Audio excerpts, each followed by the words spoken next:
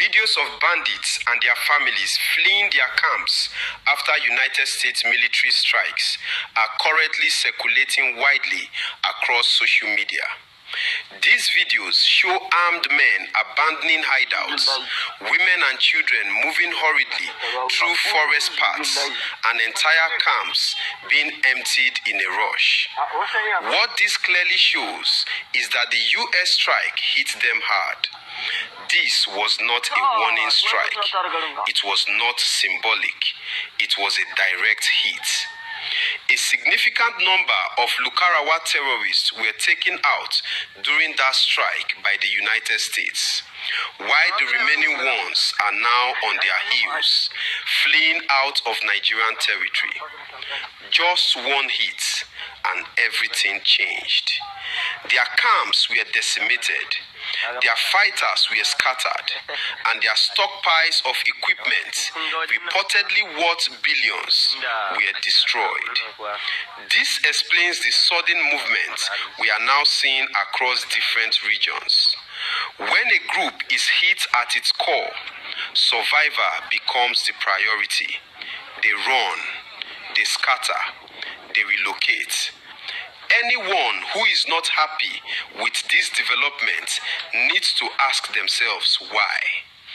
Any person who is unhappy with terrorists being taken out is either a terrorist themselves or a benefactor of terrorism.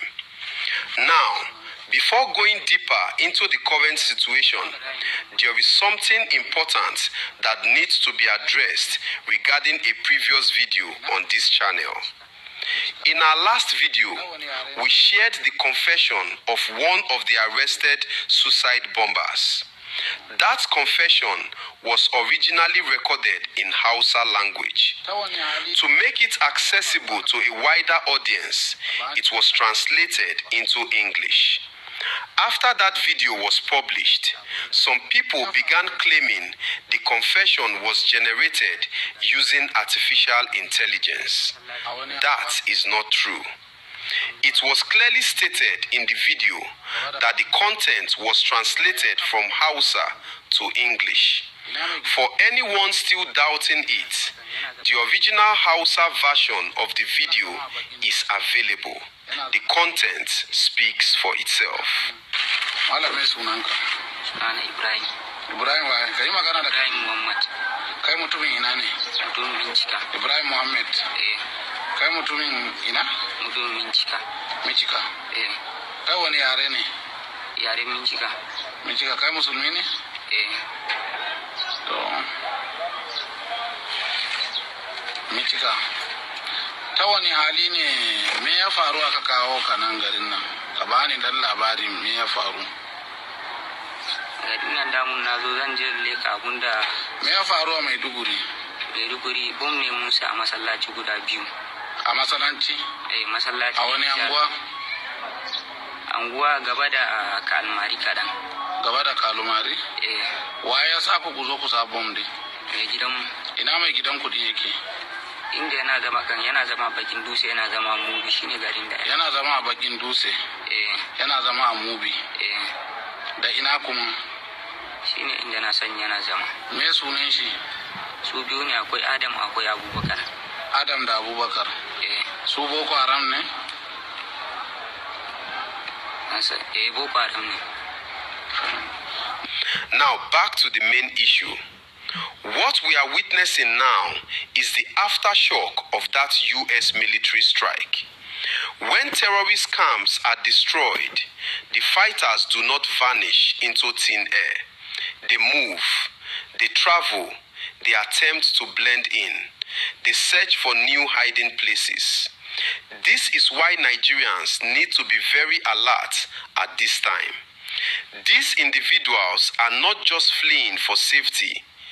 They are fleeing to regroup, to reorganize and to reposition themselves in other parts of the country. And wherever they go, they bring violence with them. This is not theory. This is how it has always worked. And we are already seeing the evidence of that movement. In Ondo State, the Amotekun security outfit has confirmed the arrest of 39 suspected terrorists who allegedly fled from Sokoto State following the Christmas Day airstrikes. According to the Ondo State commander of Amotekun, Chief Adetunji Adeleye, the suspects were among over 100 individuals arrested across the state and later paraded. The 39 suspects reportedly told investigators that they escaped from the northern part of the country due to increased military pressure and relocated into forest areas within Ondo State, believing they could hide there. This is exactly what happens when terror groups are dislodged from their strongholds. Chief Adeleye explained that profiling of the suspects is ongoing. Those found with incriminating materials will be prosecuted, while others may be released or sent back after investigations.